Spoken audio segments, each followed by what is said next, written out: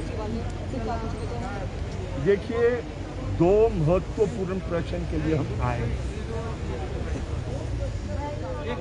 ये जो सलारू पंचायत, क्यारा पंचायत और ये जो धार कंदरू के लोग आए हैं, ये बहुत पीड़ित रहे हैं। ये समझ लें आप, ये पिछड़ा वाला था, बैकवर्ड में शामिल किया नहीं गया, लेकिन आज ये सड़कों से वंचित है।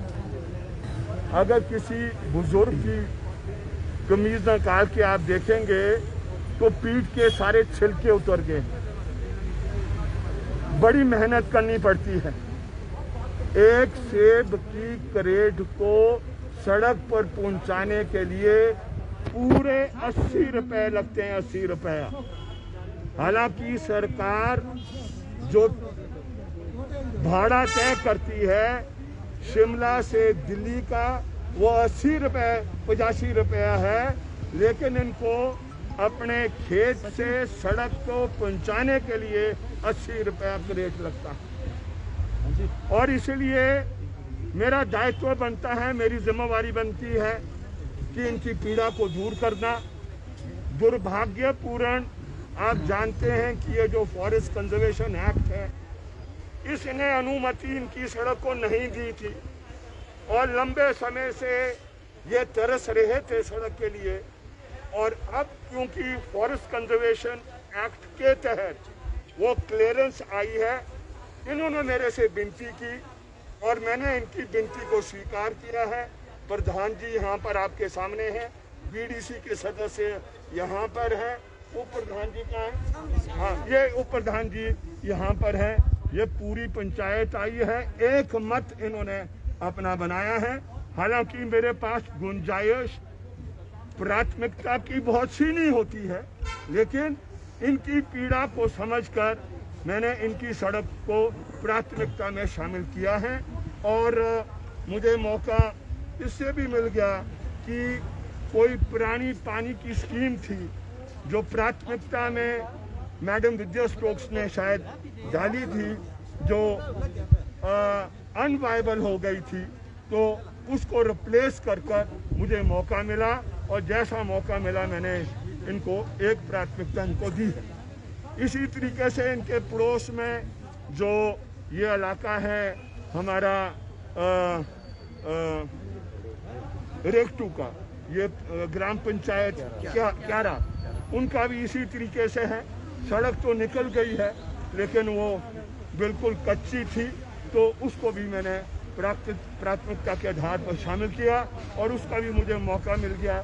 मौका इस तरीके से मिला है कि वहाँ एक पुरानी स्कीम है, 14-15 की जो स्कीमें हैं जिनकी औपचारिकता नहीं है, 31 मार्च को समाप्त हो जाएगी। तो एक ऐसी स्कीम थी मेरे पास जो 14-15 में प्राथमिकता में जो समय के एमएलए साहब थे, मैडम थी या राकेश वर्मा, मैं कह नहीं सकता, है ना, तो उसको मैंने रिप्लेस कर उनको भी ये प्राथमिकता दी है। ये एक विषय है। आप जानते हैं कि पहाड़ के अंदर मोस्ट इम्पोर्टेंट जीवन यापन को बेहतर बनाने के लिए सड़क सबसे महत्वपूर्ण है और ये आए हैं, मैं इनका शुक्रगुजार हूँ और मैं यही इच्छा जाहिर करूँगा कि इनकी ज़िंदगी थोड़ी आरामदायक बने, लेकिन बन नहीं पाती है। आखिरी सांस तक किसान आशा करता रहता है, लेकिन जब इस धरती को भी छोड़ के जाता है तो पीड़ा उसके साथ ही जाती है, राम उसको मिलता नहीं है। एक बात। दूसरी बात बहुत सीरियस, और मैं शायद इस विषय को लेकर प्रोटेस्ट भी करूंगा, हाई कोर्ट का दरवाज़ा भी खड़काऊंगा, मुख्य सचिव महोदय को भी मिलूंगा।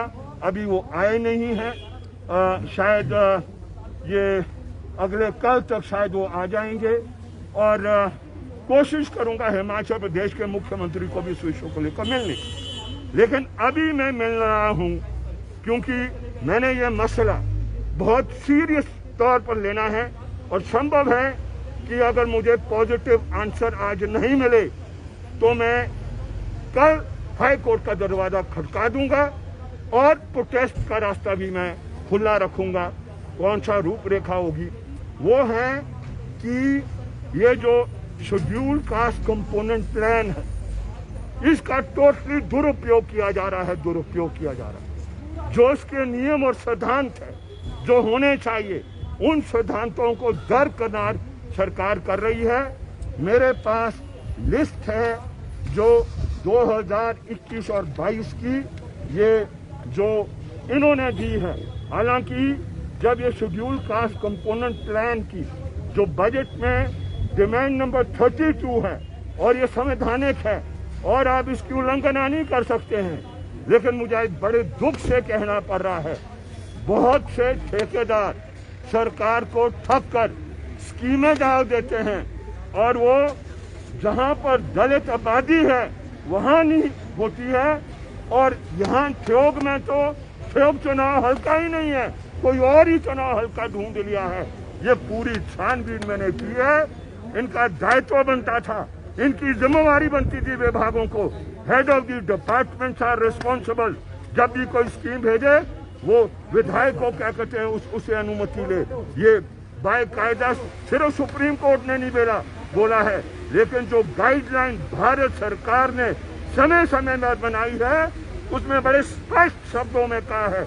उसकी मैंने 4 पेज में बड़े डिटेल से हर पहलू को लिखा है।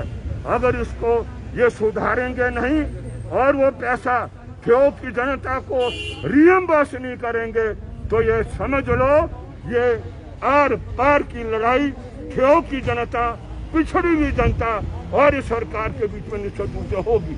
लेकिन अभी मैं उम्मीद कर रहा हूँ कि सरकार इस बात को लेकर वो समझेगी और ये जो त्रुटियां हुई है जिस भी रूप में उसको सुधारेगी। मुझे अभी फोन आया, उन्होंने कहा आपने अभी भेजी नहीं है जो स्कीमें सोशल वेलफेयर को जानी थी demand number 32 schedule caste component plan के तहत। मैंने कहा मैं पहले सचिवालय जा रहा हूं और सचिवालय में मुझे क्या जवाब मिलेगा उसके बाद मैं निर्णय करूंगा कि मैं उन स्कीमों को भेजूंगा या कि नहीं भेजूंगा, या मुझे उसके ऊपर ये विरोध प्रकट करना है, मैं उसके बाद फैसला करूंगा। तो इन 2 मसलों को लेकर आज हम यहाँ पर सचिवालय में आए थे और प्रधान जी आपके बीच में है, आप इनसे इनकी पीड़ा पूछ सकते हैं। पुराने प्रधान जी शायद नहीं आ पाए आज, सर नहीं आए। उप प्रधान जी हैं, बीडीसी सदस्य हैं, इनसे आप बहुत आम इनसे महिलाओं से पूछ सकते हैं। सर अभी प्रश्न आपसे है, बजट सत्र 23 फरवरी से होना है, ऐसे में आम लोगों की भी उम्मीदें हैं। 4 मार्च को मुख्यमंत्री बजट प्रस्तुत करेंगे।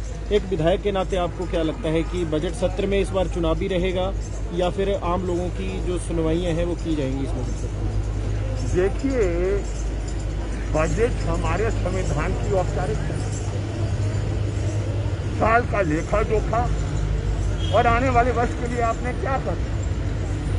तो जिस समय बजट आएगा, बजट का छानबीन कर हम निश्चित रूप से अपनी जो टिप्पणी देंगे विधानसभा में भी डट के उसके बारे में बोलेंगे। लेकिन कुछ आपको उसकी जो दिशा होनी चाहिए बजट की, उसका खुलासा मैं आपके सामने कर सकता हूं। देखिए, डे 1 से हम इस पक्ष के हैं कि अगर आपने बजट लोकप्रिय बनाना है तो धन चाहिए। बगैर धन के सारा ठगा ठोरी रहती है। एक तरफ से आप छीन लेंगे, दूसरी तरफ से दे देंगे और फिर लगेगा कि बड़ा लुभाना है, लेकिन होता नहीं है। What is a budget? Budget is a simple exercise. What exercise is it? क्या ये एक्सरसाइज है? ये एक्सरसाइज है पैसा कहाँ से आएगा और कहाँ आप देना चाहते हैं। आमतौर पर बजट क्या होते हैं? बजट होते हैं गरीब से लेना और अमीर को देना। ये है बजट। आपने केंद्र बजट देख लिया, आपने अधिकतर पैसा केंद्र बजट में कहाँ से लिया है? तेल की वो जो कर है उस पर लगाकर वो लिया है।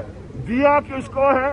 बड़े बड़ों को दे दिया, अडानी को छूट मिल गई, अंबानी को छूट मिल गई, संपत्ति देश की बेचने का कार्य कर लिया, उससे आपको धन आएगा। लेकिन हिमाचल जैसे राज्य को धन आएगा कहाँ से? ये एक बड़ा पेचीदा प्रश्न है और इसलिए मेरा डे 1 से मानना है कि हिमाचल प्रदेश के पास जो आय के स्रोत बेशक सीमित है, लेकिन ऐसा नहीं है कि नहीं है। लेकिन ये जंग है, ये लड़ाई है। ये लड़ाई ऐसी है जो मिलजुल कर पूरे 71 लाख प्रदेशवासियों को पार्टियों से ऊपर उठकर लड़नी है। फिर धन उपलब्ध होता है। वो धन, केंद्र सरकार उस धन पर बैठी है। 31 लाख करोड़ की संपत्ति हमारे पास अकेली वन की है, लेकिन आप वन से एक नया पैसा नहीं ले सकते हैं। पेड़ काटना भी है टीडी के लिए, तो इनसे पूछो टीडी मिलती है कि नहीं मिलती है। इनसे पता लगा टीडी तक नहीं मिलती है लोगों को। तो इसलिए पहला प्रश्न तो ये है कि आपको इसकी औपचारिकताएं बदलनी होगी। हम पूरे देश के लिए कुर्बानी देते हैं, सिर्फ सरहद पर नहीं दे रहे हैं, लेकिन जंगलों को बचाकर उसकी सुरक्षा करने के बाद हम पूरे देश के लिए क्या करते हैं। लेकिन हमें दिल्ली से मिलता कुछ नहीं है। दे आर आवर कस्टोडियंस, देते हैं वो, एक नया पैसा नहीं देते हैं। भाखड़ा में जब हिमाचल प्रदेश बना तो हमारा हिस्सा कितना था? 7.19 in the joint properties of United Punjab. दिया हमें कुछ? चौनी तक नहीं दी। चौनी सुप्रीम कोर्ट ने कह दिया कि भाखड़ा का पैसा मिलेगा आपको।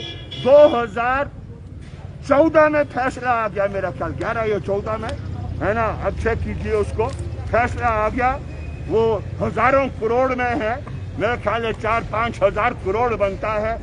एक नया पैसा नहीं दिया। सुप्रीम कोर्ट का फैसला भारत सरकार अमल नहीं करेगी और हमें जैसे वो भीख का कटोरा लेकर वो दिल्ली जाना पड़ता है बार बार। हम उस कटोरे लेकर जाते हैं दिल्ली और खाली होकर आते हैं। ये सबसे दुर्भाग्य है। हमारे सम्मान पर चोट है, हिमाचली के सम्मान पर चोट। सर, एक आखिरी प्रश्न, छोटा सा प्रश्न है, क्या ये मान के चला जाए कि बजट सत्र के दौरान राकेश सिंघा सरकार को घेरते हुए नजर आएंगे इस विषय पे? देखिए, घेरना नाउन घेरने की बात नहीं है। ये जो बहुत आक्रामक शब्दावलियां इस्तेमाल करते ये लोग घबरा जाते हैं, तभी इनको डराओ मत, है ना। ये डराने वाला काम मेरे ख्याल जितना कम रहेगा वो ठीक रहेगा। हम जनता के पक्ष में जो भी आवाज उठाएंगे, तर्क संगत तरीके से उठाएंगे, जोरदार तरीके से उठाएंगे। सरकार की दिशा को जनता के पक्ष में, किसान के पक्ष में, गरीब के पक्ष में, महिला के पक्ष में, दलित के पक्ष में, नौजवान के पक्ष में, मजदूर के पक्ष में बदलने की कोशिश करेंगे। कर्मचारियों को भी जो हिस्सा है वो हम उम्मीद करते हैं सरकार निश्चित रूप से देने की कोशिश ही नहीं करेगी, देना पड़ेगा, ऐसा मेरा मानना है। धन्यवाद।